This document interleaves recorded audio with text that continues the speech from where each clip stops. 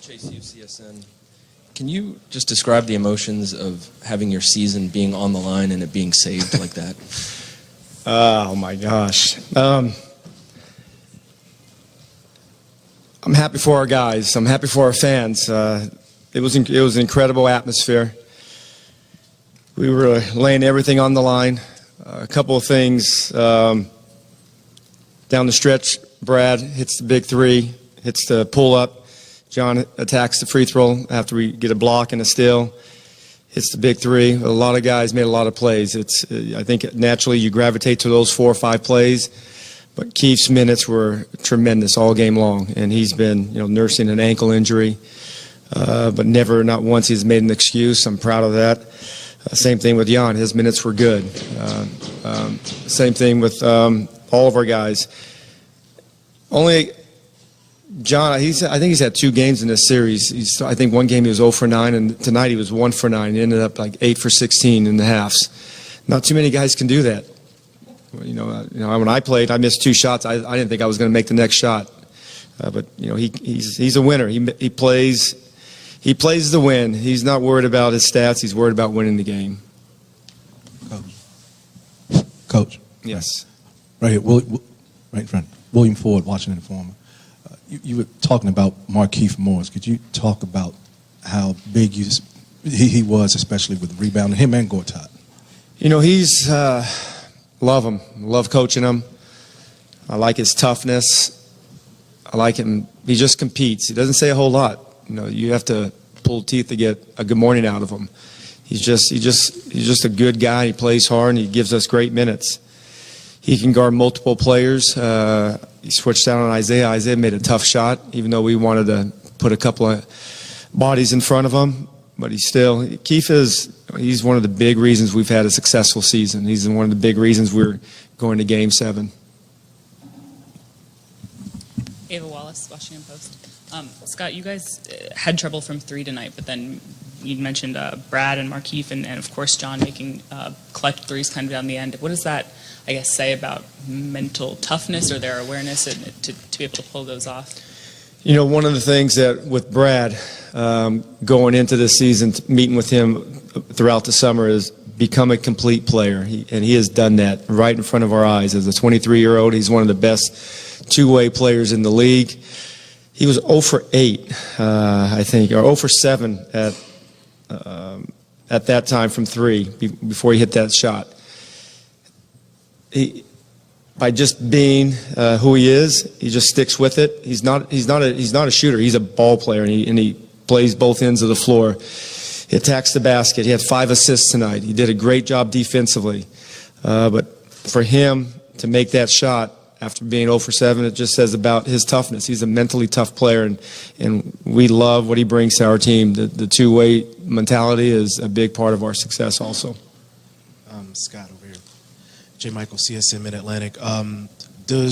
Speaking of Brad, was the way he played in that second half in particular, was there an extra focus put on beating his man off the dribble when he got bigs like Olynyk on him to get inside the paint and cause some things to happen, either to get his own shot or to open up things? Did you guys see that going into halftime? Yeah, that's some of the things, the adjustments we've made. If they're going to put bigger guys on our quicker players, we have to attack. We can't settle for jump shots. If the basket's big and you're confident, yes, absolutely, you can trick them into wide open threes. But if they're going to pressure you up, you got to be able to attack them. I thought Brad and John did a great job tonight. John, he attacks the basket. We got to keep getting there. Tonight he got the 6 free throws. He stepped up and made all 6. But we can't settle for jump shots when bigs are in front of you. It doesn't make sense. And we've been working on that and talking about that, and they did it tonight. Coach, Ashley from Fox Sports 1340 AM, right here. Yes. For Game 7, what is your plan to get Otto more involved? Otto, he didn't have much of offensive rhythm. He had a lot of good. I think he had 3 or 4 really good looks. Maybe in the 5th one was a good look. But he does a lot of other things for us. He rebounded the basketball, 7 rebounds. He can play defense. He's a good team defender.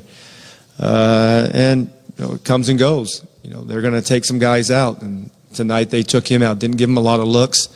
Who knows, Monday night might get 15 looks. But, he's going to be ready to make them.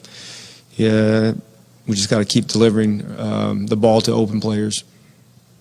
Todd Davis, Washington Times. When you were down 5, what were your priorities at that point when there was a timeout in the final possession?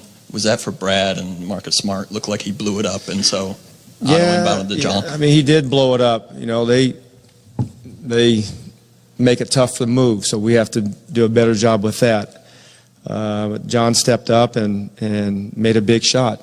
It's sometimes playoff basketball is you have to give the defense credit, and you can't stop playing. You got to look for the next opportunity. And John came and got the ball and spaced out the floor, and he had a good look on the three. And you know, we had a couple of possessions before that. I think it was like two minutes. We called a timeout. Brad got a great look. I thought that was going down. We would have tied up. We would have been up 3. And they came down. We had 2 mistakes on Isaiah's 3 and switch with Keith. And we didn't give up. We didn't give up. We didn't give in. We just felt like, you know, timeout. We talked, hey, we got plenty of time, and we just got to make plays. And that's when we trapped, got the steal. Brad hit the 3, and that's put us in. And then we got another stop, and John got the 2 free throws. A lot of winning plays by both guys, both teams. But I thought our guys made one last play, and now we have a deciding game.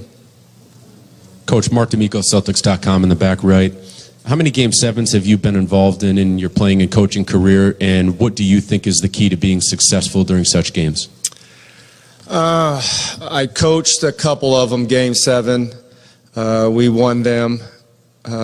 Great games. It's great. It's like you always talk about it. 2 best words in playoffs is Game 7. You get an opportunity to play again a Game 7. As every player on our team, as a kid, you dream about playing in the Game 7. And those are the places you dream about. I dream about playing in the Spectrum, and that was my favorite team growing up. I'm sure all the guys have their favorite teams, and you always get an opportunity to make that last shot when you're a kid, and all of these guys get this opportunity to be a part of a Game 7. It doesn't happen often. I don't even know if there has been a Game 7 in these playoffs. But it's a great opportunity for us to go to a tough building, and our guys are confident. We've had 3 cracks at it there. You know, one game came down to the last second shot we missed. We would have won that game. So a lot of respect for them.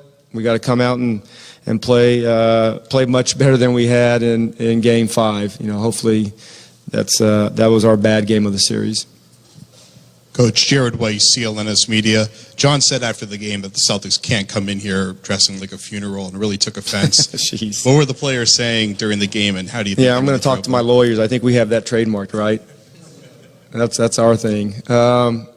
Like I said before, I don't get involved in that. I don't know. I mean, we focus on playing basketball. It's a game of. It's 48 minutes long. You got to compete, and you got to do the right things on both ends of the court, and you got to do it together, and you got to play for one another. You just got to have a mindset that I'm going to compete for my team every second of the game, and you don't want to let your teammates down, and that's all it's about. What you wear to the game. You know, we all have rules and what we can wear and not wear, and sometimes it looks like, as we see some of these outfits, that they're breaking those rules, but players have fun bringing what they want or wearing what they want going into the game. You know, I wear my Wizard sweats. Gray ones are blue.